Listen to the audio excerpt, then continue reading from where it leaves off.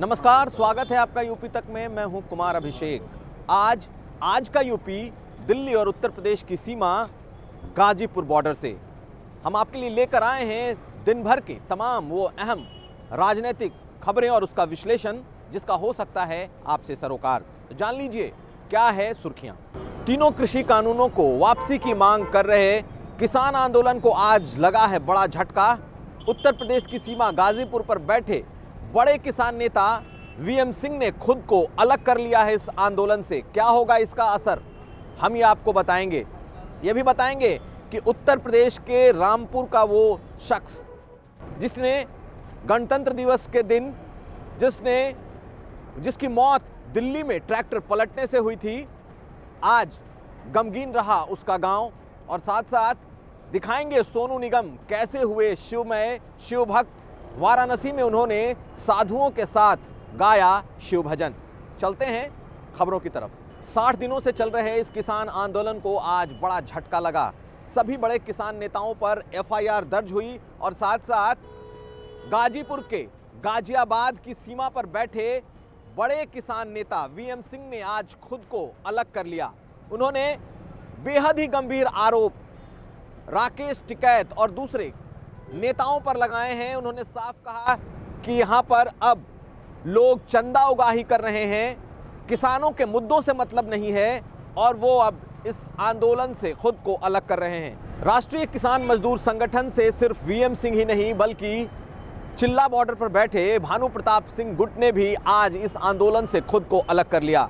यानी कि दो बड़े किसान नेताओं ने अब तक इस आंदोलन को अलविदा कह दिया है और ये एक बड़ा झटका होगा। राष्ट्रीय किसान मजदूर संगठन के नेता वीएम सिंह ने जैसे ही खुद को अलग करने का ऐलान किया, वैसे ही ढेरों किसान नेता और कार्यकर्ता उग्र हो गए। उनके टेंट के बाहर जमकर उनके खिलाफ नारेबाजी हुई। वीएम सिंह गो बैक के नारे लगाए गए और कुछ देर बाद वीएम सिंह बाकायदा पुलिस की सुरक्षा में आज इस गाजीपुर बॉर्डर को उन्होंने छोड़ दिया। दो बड़े नेताओं ने अब तक इस आंदोलन को अलविदा कह दिया है। अब देखना यह है कि आने वाले वक्त में यह आंदोलन कैसे आगे चलता है। चलते हैं अगली खबर की तरफ। दिल्ली में ट्रैक्टर पलटने से जिस शख्स की मौत हुई थी, आज रामपुर के डिब्बा गांव में उसका अंतिम संस्कार कर दिया गया। 24 साल का यह युवक दिल्ली में ट्रैक्टर लेकर गया था किसान आंदोलन में और तभी वो ट्रैक्टर पलट गया था जिससे उसकी मौत हो गई थी। आज डिब्बा गांव में बेहद ही गमगीन माहौल रहा। सभी लोग उनके घर पहुंचे। हालांकि आज रामपुर में जो पोस्टमार्टम कराया गया उसके मुताबिक उसके सिर में चोट लगी थी और उस वजह से उसकी मौत हुई थी।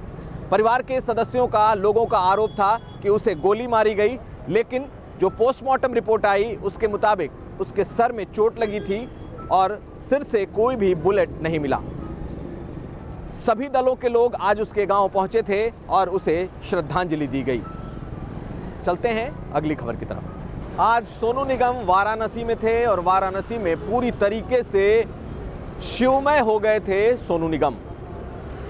साधुओं के साथ एक मठ में सोनू निगम ने आज भक्ति संगीत का समा बांध दिया। उनके साथ साधु संत महंत वहां शिव भक्ति के गाने गाते देखे गए।